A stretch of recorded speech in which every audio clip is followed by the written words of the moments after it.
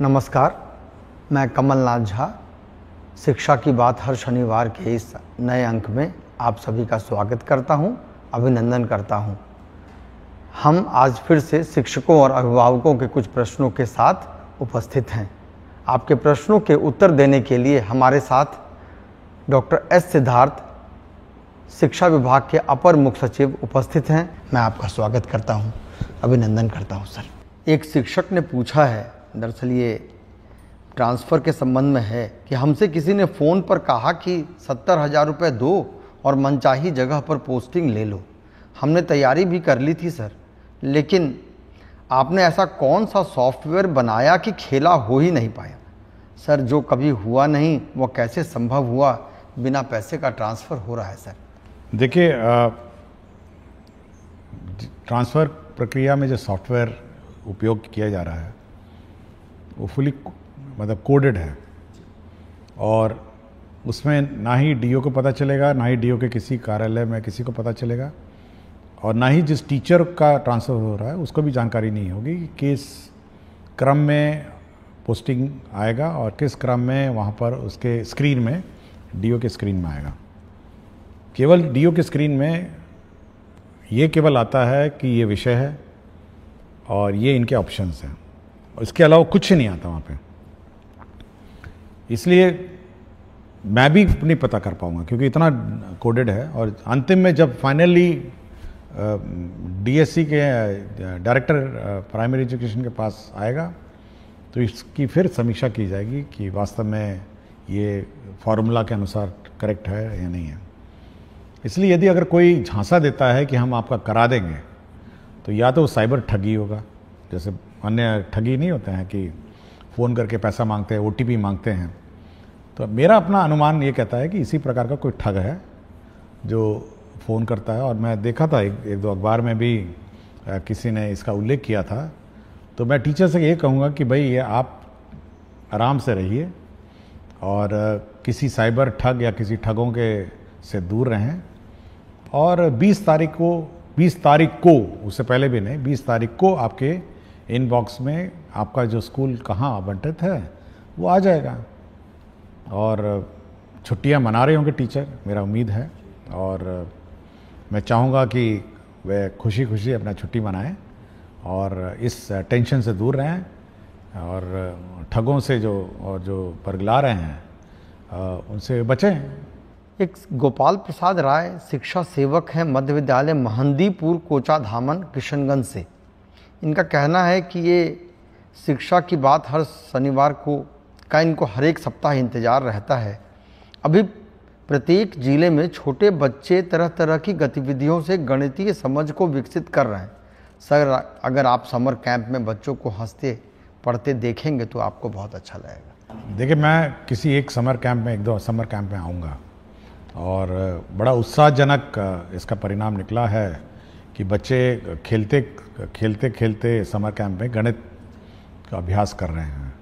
और ये हर लंबे अवकाश में आयोजित होना चाहिए और इसके अच्छे परिणाम आ रहे हैं। और इसमें एक तो बच्चे की जो कंटिन्यूटी है, लर्निंग कंटिन्यूटी है, वो बनी रहती है, और साथ ही साथ उसका जो पढ़ाने का माध्यम है वो जो रेगुलर स्कूल है से भिन्न है। तो मैं ज़रूर मैं समर कैंप में आऊँगा और मैं देखूँगा जी। एक गृहिणी हैं, नीता गुप्ता नाम है, मर्दाहा टोली, पटना की रहने वाली हैं। इनका कहना है, महाशय, मैं एक गरीब परिवार की महिला हूँ।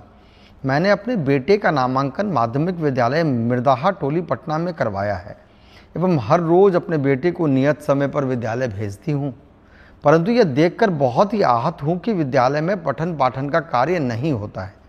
मेरे बेटे की तरह ही सारे बच्चे कक्षा में बैठकर शिक्षक के आने का इंतज़ार करते रहते हैं, परंतु शिक्षक कार्यालय में बैठकर बातें करते रहते हैं, जिससे मेरा बच्चा घर आकर मुझे ये कहता है कि माँ, मुझे भी नामांकन प्राइवेट विद्यालय में करवा दो। महोदय, मैं डेली समाचार के माध्यम से आपको देखती हूँ और सुनती हूँ, जिससे मुझे विश्वास होता है कि अब सरकारी स्कूल में भी अच्छी पढ़ाई होती है, परंतु अपने बच्चे की स्थिति को देखकर ऐसा लगता है मानो वो एक भ्रम है। मान्यवर, मेरी आपसे विनती है कि आप अपने लेवल पर इस विद्यालय के पठन पाठन की जांच करें ताकि दोषी सामने आ सके। मैं आपकी सदा आभारी रहूँ। देखिए, ये मैसेज मेरे व्हाट्सएप में आया था और मैंने अपने ऑफिसर्स को कहा है इस विद्यालय की जांच करें, और मैंने यह भी कह दिया कि इसके सारे टीचर्स बदल दें। ये भी मैंने कह दिया है कि जो भी टीचर्स यहाँ पढ़ाते हैं पूरे के पूरे बदल दीजिए, और यदि यह बात सत्य निकलती है जांच में तो मैं तो इनको जिला से बाहर निकाल दूंगा। मतलब जो पटना जिला मुख्यालय में बैठे आनंद ले रहे हैं, ये बिल्कुल इस जिले से बाहर चले जाएंगे। तो मैं बिल्कुल स्पष्ट कर दिया हूँ। मैंने ये देखिए बहुत स्पष्ट है, और शिक्षा विभाग का बहुत स्पष्ट निर्देश है कि अगर इस प्रकार की शिकायत आएंगी और आप बैठे स्कूल में केवल गप लड़ाएंगे और टाइम पास करेंगे, तो आप ये कंप्लेंट अगर आ गई और उसकी जांच हो गई तब तक उस जिले से बाहर चले जाएंगे। मैं प्रखंड और पंचायत की भी बात नहीं करूंगा, मैं सीधे जिले से बाहर कर दूंगा। मुझे बड़ा दुख हुआ जब मैं इस व्हाट्सएप में इस महिला इस गृहिणी का मैंने मैसेज पढ़ा, और इमीडिएटली मैंने कहा कि सारे टीचर बदल दीजिए, और हम ये टॉलरेट ही नहीं करेंगे कि कोई इस प्रकार का बर्ताव किसी स्कूल में करे। और मैं बहुत बार चेतावनी दे चुका हूँ, और बहुत ही स्पष्ट मैंने अपने डीओ को कहा है कि अगर कंप्लेंट आई और कंप्लेंट में सत्यता आई तो आप यह सुनिश्चित करेंगे कि पटना जिला अगर उसको मुझे ना पड़े तो कोई प्रॉब्लम नहीं होगा। ये अपने को नज़र आएंगे या अपने को कहीं बॉर्डर जिले में नज़र आएंगे, इतनी दूर हम लोग इनका पोस्टिंग कर देंगे। कोई रियायत नहीं हम इनको देंगे। आपको स्कूल में भेजा है, आपको स्कूल में सब सुविधा दी है, आपके घर के स्कूल में, आपके घर के निकट स्कूल में हम लोगों ने पदस्थापन किया है, और उसके बाद अगर आप पढ़ाएंगे नहीं तो फिर ऐसे दूर दराज जाइए जहाँ पे आप पढ़ाने के अलावा आपके पास कोई काम ही नहीं रहेगा। सर, एक राधिका शर्मा हैं, गोपालगंज जिला में शिक्षिका हैं, सिधवलिया प्रखंड एनपीएस बुचिया काली टोला में कार्यरत हैं। इनका कहना है कि महोदय, मेरे साथ एक भीषण दुर्घटना हुई जिस कारण मेरे सीधे पैर के घुटने के सभी लिगामेंट टूट गए और उसके बाद मेरा ऑपरेशन कराया गया। महोदय, मैं 4 जनवरी 2025 से 31 मार्च 2025 तक मेडिकल अवकाश पर रही और इसके भुगतान के संबंध में मुझे किसी प्रकार की सहायता उपलब्ध नहीं करवाई जा रही। देखिए, हम लोगों ने बहुत स्पष्ट निर्देश दिया है। आपने देखा होगा एक अवकाश के संबंध में निर्देश दिया है। अवकाश अवधि में वेतन नहीं रोकना है अनलेस एंड अनटिल नो पे लीव पे कोई है, और यदि अवकाश अवधि में कोई टीचर का वेतन रोकेगा तो उस पर कार्रवाई हो जाएगी। मैं इसका रिकॉर्ड मंगवाऊंगा। आज तो शनिवार है, मंडे को मैं इसका रिकॉर्ड मंगवाऊंगा, और इसका रिकॉर्ड मंगवा के मैं एक बार देखता हूं कि क्या क्या कार्रवाई इस टीचर के हुआ है, और मैं जो भी इसके सहायक हैं, जो भी इसको डील किए हैं और जिसके स्तर पर ये लंबित है, हम लोग उस पर कार्रवाई कर देंगे। यह टॉलरेटेबल नहीं है, और ये है कि आप अवकाश के अवधि में वेतन नहीं दें। बहुत सारी हमारी लेडी टीचर्स हैं जो मातृत्व अवकाश ली हुई हैं, अदर मैटरनिटी लीव्स ली हैं। अगर आप उसका वेतन ही रोक देंगे तो आप उसका गुजारा कैसे चलेगा, और उसको मेडिकल रिक्वायरमेंट्स हैं, मेडिकल खर्चा है। इसलिए बहुत ही स्पष्ट कहता हूं मैं सभी डीएस को अपनी मीटिंग्स में कि ये वेतन रोकना अवकाश पीरियड में और उसके बाद फिर नेगोशिएट करना, मतलब ये पुरानी आदत होनी चाहिए, और ये बिल्कुल टॉलरेट हम लोग नहीं करेंगे कि कोई वेतन रोकेगा और वेतन रोक के बैठ जाएगा। ये उसका राइट नहीं है। अगर अन्यथा कोई डिपार्टमेंटल प्रोसीडिंग है या अन्य कोई इश्यूज हैं या एब्सेंटिज्म में बात अलग है, लेकिन अवकाश के चलते आप वेतन नहीं रोक सकते। सर, एक उत्क्रमित उच्च विद्यालय महावला पंचायत ढोबा मिलिक रुपौली पूर्णिया के एक शिक्षक हैं, साइंस टीचर हैं। ये कहते हैं कि respected sir, greetings, I would like to bring to your kind attention that the building of my school has been incomplete for last 5 years. Our school has an enrollment of approximately 700 students, but due to incomplete construction, regular teaching and learning activities are being severely affected. Therefore, I humbly request you to kindly take necessary action. ये बड़ी अच्छी बात है कि 700 बच्चे school में हैं और स्कूल इनकम्प्लीट है। इसको हम लोग ऑन प्रायोरिटी बेसिस हम लोग जो कार्यपालक अभियंता हैं उसको हम लोग भेजेंगे ऑन मंडे और इंश्योर करेंगे ये टाइमली अब अनदर 1-2 महीने में इसको कंप्लीट हो जाए, ताकि बच्चे को मतलब भवन का अभाव नहीं हो। और इसी प्रकार हम लोगों ने जो इस साल की कार्य योजना भी बनाई है कि जितने भी इस प्रकार के क्लासरूम के शॉर्टेज वाले रूम्स हैं, रेगुलर क्लासरूम्स हम लोग कंस्ट्रक्शन का सैंक्शन हम लोग इसी महीने सभी कर देंगे कि पूरे राज्य में हमारे क्लासरूम्स, हमारे बाथरूम, टॉयलेट, हमारे वाटर सप्लाई सिस्टम्स, इलेक्ट्रिफिकेशन, ये सारा हम लोग इस महीने पूरे राज्य का सैंक्शन कर देंगे। तो इसलिए जिनके पास है भी नहीं और जिनके यहाँ रूम्स की कमी है वह इस बात से जानकारी देना चाहूँगा कि वहाँ पर भी हम लोग अब classroom, additional classrooms, toilets, water supply और इलेक्ट्रिफिकेशन ये ऑन प्रायोरिटी बेसिस, और जहाँ जहाँ इंक्रोचमेंट और अन्य इश्यूज़ हैं और बाउंड्री भी हम लोग इस साल निर्माण कराएंगे। Thank you sir. सर एक सर मधवापुर प्रखंड है मधुबनी ज़िले के, वहाँ के एक सिटीज़न हैं, वो एक सवाल रख रहे हैं कि हमारे प्रखंड में टोला सेवक एवं मरकज़ सेवक की कई सीटें रिक्त हैं, परंतु इसके बावजूद एक भी सीट जारी नहीं की गई है कि शिक्षा व्यवस्था एवं नियोजन प्रक्रिया के पारदर्शिता के विपरीत प्रतीत होता है। जानकारी प्राप्त हो रही है कि कुछ अधिकारियों द्वारा गलत तरीके से 0 सीट की रिपोर्ट विभाग को भेज दी गई है, जिससे योग्य अभ्यर्थियों के अवसर बाधित हो रहे हैं। आपसे निवेदन है कि इस संबंध देखिए, तालमी मरकज़ और जो टोला सेवक हैं, जो इन दोनों की बहाली हो रही है और एक डेडलाइन फिक्स्ड है। हम लोग देखिए बहुत सारे माननीय उच्च न्यायालय में भी वाद लंबित हैं। हम लोगों ने ये कहा है कि जहाँ जहाँ उच्च न्यायालय में वाद लंबित नहीं है वहाँ की बहाली करें, और जहाँ पर माननीय उच्च न्यायालय में वाद लंबित है उनका जैसे जैसे निपटारा होगा हम लोग बहाली करेंगे। इनका क्या मामला है ये मुझे देखना पड़ेगा, और मैं अगला सप्ताह इसको देख लूँगा कि ये वास्तव में माननीय उच्च न्यायालय में ये वाद लंबित हैं या कोई अन्य जैसे बता रहे हैं। इसको मैं रिजॉल्व अगले सप्ताह इसको कर दूँ। सर एक विजय कृष्ण त्रिपाठी हैं, ये विशिष्ट शिक्षक हैं संस्कृत के, नगर पंचायत माध्यमिक शिक्षक, राज्यकृत उच्चतर माध्यमिक विद्यालय मशरक के हैं, सारण बिहार से। इनका कहना है कि आदरणीय अपर मुख्य सचिव शिक्षा विभाग बिहार सरकार को मेरा सादर प्रणाम। मेरा कहना है कि इस शिक्षा कोष पर विशिष्ट शिक्षकों हेतु क्षतिपूर्ति अवकाश का विकल्प नहीं दिया गया है, जबकि नियमित विद्यालय के अध्यापकों को क्षतिपूर्ति अवकाश का विकल्प दिया गया है। ये इस संबंध में क्यों भेदभाव किया गया, इसके संबंध में?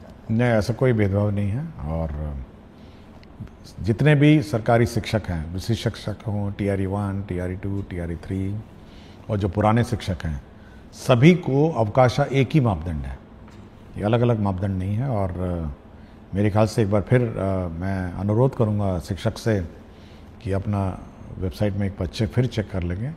सारे अवकाश जो अन्य टीचरों के लिए अलाउड है वह इनको भी अलाउड है। केवल आपका नियोजित जो पुराने पंचायत स्तरीय है जो टीचर हैं वो वैसे भी इस शिक्षा कोष में मतलब वह भी उनकी निकाय जो है वो स्थानीय निकाय है जो अवकाश देती है, बट सरकारी शिक्षक जो हैं उनकी अवकाश तालिका एक साथ है, एक ही बराबर है, अलग अलग नहीं।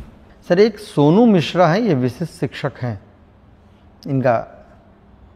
इनका कहना है कि सर आपके द्वारा शिक्षा की बात हर शनिवार कार्यक्रम के माध्यम से शिक्षकों की कई सारी समस्याओं का समाधान किया जा रहा है, जिसके लिए बिहार के तमाम शिक्षक आपके प्रति कृतज्ञ हैं। महाशय, मेरा प्रश्न यह है कि एक ही प्रवृत्ति और एक ही समान प्रक्रिया से बहाल शिक्षकों के वेतन में अलग अलग जिलों में काफ़ी भिन्नता है।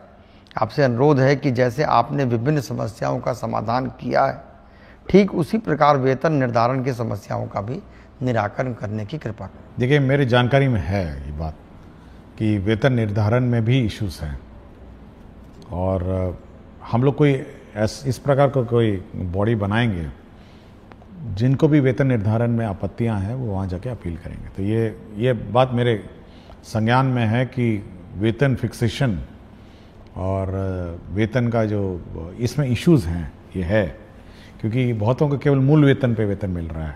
ये भी मेरी जानकारी, क्योंकि सिस्टम में दिखता है कि मूल वेतन पे आप है, लेकिन जो इंक्रीमेंट्स हैं ये सब है, ये सब नहीं लग रहे हैं। तो इसको हम लोग जैसे ही ये लोग टीचर्स ज्वाइन करेंगे अवकाश के बाद, और नए कुछ लोग तो नए स्कूलों में ज्वाइन करेंगे, एक बार इसको हम लोग फिर रिजॉल्व करने की कोशिश करेंगे। अब अभी हम लोग की जो ताबड़तोड़ व्यवस्था है वो ये है कि कम से कम लोगों का वेतन शुरू हो जाए। किसी का प्रैन नंबर गलत हो रहा है, किसी का आधार मैपिंग गलत हो रहा है, और ये सब बहुत अभी इश्यूज अभी भी हैं, और सक्षमता के साथ इश्यूज हैं, TRE-1 के साथ इश्यूज हैं, किसी ने कुछ प्राण भर दिया, किसी का कुछ प्राण है। तो ये अभी फायर फाइटिंग इसी में चल रही है। तो एक बार ये सेटल डाउन हो जाएगा तो हम इस बात का रिकैलकुलेट कराएंगे हर टीचर का कि उसका वेतन निर्धारण एग्जैक्टली करेक्ट हुआ है, उसमें क्या त्रुटियां हैं, और सुधार करके फिर उसका जो भी अरियर बनेगा हम लोग भुगतान कर देंगे। जी सर। सर, एक धीरज कुमार हैं, ये शिक्षक हैं, ये कह रहे हैं कि शिक्षा की बात हर शनिवार में आप अपनी कीमती समय निकालकर हमारी समस्याओं को गंभीरतापूर्वक सुनकर उसका समाधान करते हैं, इसके लिए बहुत बहुत धन्यवाद है। इनका कहना है कि इनका EPF की राशि वेतन मद से कटौती की गई है, परंतु EPF अकाउंट में जमा नहीं हुआ है। देखिए, मेरा समय इतना कीमती नहीं है जितना शिक्षक का समय कीमती है, मैं ये मानता हूँ। देखिए, शिक्षक का समय इसीलिए कीमती है कि वो जब समय अपने स्टूडेंट्स को देता है, जो भी देता है या जो अपना समय देती हैं, तो उसका कैरियर और उसका भविष्य बनाती है। तो बहुत टीचर का समय बहुत कीमती है, और ये मैं मानता हूँ। और जो पुराने क्वेश्चंस में मैंने देखा कि व्यर्थ में बैठे रहते हैं, तो बड़ा बड़ा दुख होता है ये सब सुन के। तो मेरा इसलिए हमेशा मैं मानता हूँ कि टीचर का समय सबसे कीमती है, उसको स्कूल में बिताना चाहिए और स्कूल में उसको पढ़ाना चाहिए। जहाँ तक EPF की बात है, मैं वो जैसे पिछले प्रश्न में मैंने आपको कहा, एक बार ये फाइनली एक बार सेटल डाउन हो जाए तो पुराने जो विशिष्ट शिक्षक शायद EPF वाले थे, तो हम लोग ये रिकैलकुलेट करेंगे कि EPF में कितना बकाया है, और ये इंश्योर करेंगे कि मतलब इसी महीने कम से कम EPF की प्रक्रिया है, तो इसी महीने कम से कम EPF का हम लोग सुनिश्चित करेंगे कि EPF की कटौती अपने अपने अकाउंट्स में चली जाए। सर, एक झूमी कुमारी शिक्षिका है उत्क्रमित मध्य विद्यालय मर्धन डांगी, प्रखंड दिघल बैंक, जिला किशनगंज की। ये सर, ये आपकी बहुत बड़ी फैन हैं। महोदय, मैं उत्क्रमित मध्य विद्यालय मर्धन डांगी, प्रखंड दिघल बैंक, जिला किशनगंज की शिक्षिका हूँ। महाशय, एक अनुरोध कर रही हूँ कि जिस प्रकार बच्चों को पोशाक की सुविधा उपलब्ध कराई जा रही है, उसी प्रकार बच्चों को जूता एवं टाई की सुविधा होने से ग्रामीण क्षेत्र के बच्चों के लिए वरदान साबित होता है। महोदय, अपने स्तर से व्याप्त भ्रष्टाचार और लाभी को समाप्त करने का कदम उठाया है आपने, आपको बहुत धन्यवाद कह रहे हैं सर। और इसी प्रकार का एक सवाल सर, जितेंद्र नारायण शार्दुल हैं, ये उत्क्रमित मध्य विद्यालय के शिक्षक हैं। ये इनका कहना है कि इनको स्पोर्ट्स ड्रेस के लिए ये मांग रख रहे हैं, जिसमें लड़कियों के लिए अगर स्कर्ट की सुविधा होती है, जो स्पोर्ट्स खेलने वगैरह में सुविधा होगी, जिसे बच्चे बैगलेस डे के दिन उपयोग कर सकते हैं। इस तरह की मांग सर ये दोनों शिक्षकों ने रखी। देखिए, प्राइवेट स्कूल में तो कुछ प्राइवेट स्कूल टाई और जूता पहन के आने को कहते हैं, और उसमें अभिभावक का ही खर्चा होता है। देखिए, हर चीज़ के पीछे राशि की उपलब्धता भी इश्यूज़ है। हमारे यहाँ करीब 2 करोड़ बच्चे हैं, मोटा मोटी 2 करोड़ बच्चे हैं, और जूता सॉक्स और मोज़ा भी है, मोज़ा, टोपी और टाई, इसका हम लोगों ने हिसाब किताब लगाया था एक बार। इतनी बड़ी राशि हो गई थी कि हम लोग थोड़ा सोचे कि इस पर बाद में विचार किया जाएगा। और मैं कभी कभी फ़ोटो भी देखता हूँ बहुत सारे स्कूल्स में कि अभिभावक ने अपने आप ही, सब लोगों ने खरीद के, टाई खरीद के बच्चों को दिया है, कुछ लोग जूते में भी आते हैं, और मैं लड़कियों को देखता हूँ कभी कभी कुछ स्कार्फ भी पहनी हुई हैं।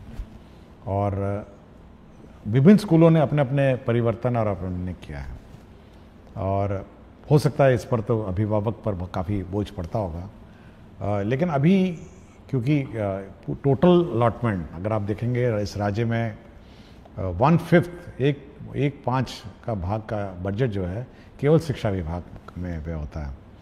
और इतना बड़ा बजट व्यय होने के बावजूद भी फिर जब हम लोग ये कैलकुलेट करते हैं तो ये और उसको आकार और बड़ा कर देता है। तो भविष्य में सोचेंगे, बट ये अच्छा विचार है।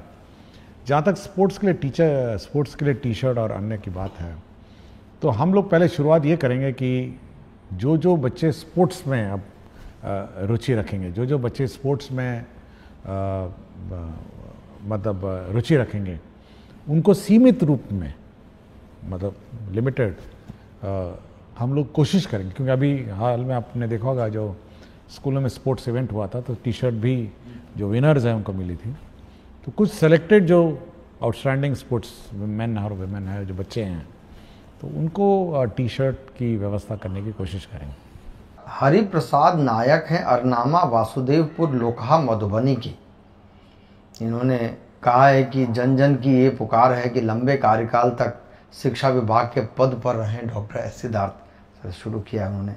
मान्यवर, आपने जिस कार्य कौशल के तहत शिक्षकों की दैनिक उपस्थिति में सुधार की है, इस कृति के लिए प्रार्थना है कि बिहार सरकार आपको एक प्रशंसा पत्र प्रदान करे और आपके द्वारा किए गए इस कार्य को इतिहास के पन्नों में स्वर्ण अक्षरों में सचित्र अंकित किया जाए। मान्यवर, एक और प्रयास किया जाए कि पंचायत स्तरीय नियोजित शिक्षक शिक्षिका जो अपने गांव के विद्यालयों में पदस्थापित हैं, वे हाजिरी लगाने के बाद अपने घरों में चले जाते हैं। रोकने पर एचएम के साथ गाली गलौच और अभद्र व्यवहार करवाते हैं। महाशय, ऐसे शिक्षकों का स्थानांतरण अनुमंडल के बाहर कर दिया जाए। देखिए, मुझे कोई प्रमाण पत्र की ज़रूरत नहीं है और मुझे कोई प्रशस्ति पत्र की ज़रूरत नहीं। और मेरा एक ही प्रशस्ति पत्र होगा, मतलब अगर शिक्षक देना चाहेंगे या अभिभावक देना चाहेंगे, वह यही होगा कि बच्चों को अच्छी शिक्षा मिल जाए, मतलब उसका कैरियर बन जाए और अच्छे अच्छे स्थानों में वो पदस्थापित हो जाए और एक शिक्षित बच्चा हमारे विद्यालयों से निकले। यही मेरे लिए मेडल कहिए, प्रशस्ति पत्र कहिए, और मेरे एफर्ट्स को अप्रिशिएट करने का एक ही माध्यम है कि बच्चा पढ़ के अच्छा पढ़ाई करके निकले, अच्छा एक शिक्षित सिविल समाज में वो बिहेव करे, ट्रैफिक रूल फॉलो करे, क्यू में खड़ा हो, एक डिसिप्लिन नागरिक के रूप में वो इस विद्या का जो मंदिर है वहाँ से निकले। तो मेरा एक ही उद्देश्य है। और यदि कोई टीचर और अभिभावक सोचते हैं कि हमको मेडल मिले, तो यही मेरा मेडल है कि बच्चा इस विद्या का मंदिर में पढ़ाई करके निकले। जहाँ तक जो स्थानीय निकायों के टीचर हैं उनके बारे में जो लिखा गया है, मैं दोहराऊंगा नहीं। मैं बहुत ही स्पष्ट हूँ कि क्योंकि हो सकता है स्थानीय निकाय क्योंकि अनुमंडल से बाहर नहीं जा सकते हैं, लेकिन इन पर कार्रवाई हम लोग करते हैं। यह बिल्कुल स्पष्ट है। यदि सोचते हैं कि स्थानीय निकाय में हैं और इन पर कोई कार्रवाई नहीं हो सकती है, हम लोगों ने बहुत सारे स्थानीय निकाय टीचरों को डिसमिस किया है, बहुत की नौकरी गई है। इसलिए यह बिल्कुल स्पष्ट है कि कोई भी टीचर अगर लापरवाही करेगा, इस प्रकार गाली गलौज करेगा, तो वो बिल्कुल फिर तो डिपार्टमेंट प्रोसीडिंग और डिसमिसल का भोगी होगा। और जहाँ तक सरकारी शिक्षक है, जैसे नियोजित है, ये सक्षमता पास शिक्षक TRE 1, TRE 2, 3 है, अगर वह इस प्रकार का कार्रवाई वो भी करें, तो मैंने पहले ही बता दिया कि उनका जिला से बाहर कर देंगे हम लोग। ये जिला में रखने की क्या ज़रूरत है जब आप अपने स्थानीय क्षेत्र में जाके बैठ के पढ़ा ही नहीं सकते हैं। तो बहुत ही स्पष्ट है कि अगर आप इनडिसिप्लिन करेंगे और इस प्रकार की हरकतें करेंगे तो करेंगे। और दूसरा ये है कि हम लोग का ये मानना है कि किसी स्कूल की व्यवस्था सामूहिक रूप से संचालित होती है, और यदि कोई टीचर इस प्रकार का हरकत करता है तो यह दायित्व अन्य टीचर का बनता है कि वह सरकार में रिपोर्ट करे कि देखिए फलाना टीचर बदमाशी करते हैं, फलाना टीचर भाग जाते हैं, फलाना टीचर गाली गलौज करते हैं। ये बाकी टीचरों का भी दायित्व है कि सरकार को सूचित करे ताकि सरकार उस पर कार्रवाई करे। जी सर, ये बहुत उपयोगी भी है सर। और सर, एक आम ग्रामीण का ये सवाल है कि इनका मानना भी है कि प्रायः सभी जगह शिक्षा में बदलाव हो रहा है, पर मोतिहारी प्रखंड पिपरा कोठी पंचायत राज वीर छपरा राजकीय बुनियादी विद्यालय पिपरा कोठी भगवान भरोसे ही चल रहा है। प्रधानाध्यापक विद्यालय प्रांगण में ही खैनी खाते हैं। वह एमडीएम व अन्य राशि के साथ साथ वर्ग संचालन, अभिभावकों को विद्यालय नहीं बुलाना सहित तमाम तरह की अनियमितता है। हम अभिभावक हमेशा आपका कार्यक्रम फेसबुक पर देखते हैं। आप दूसरे विद्यालयों में वीडियो कॉल पर बात भी करते हैं। सर, उम्मीद है इस विद्यालय के लिए भी कुछ। देखिए, हम लोग के जो रिकॉर्ड्स हैं, अटेंडेंस का रिकॉर्ड हमारे पास है, एमडीएम के रिकॉर्ड्स हैं।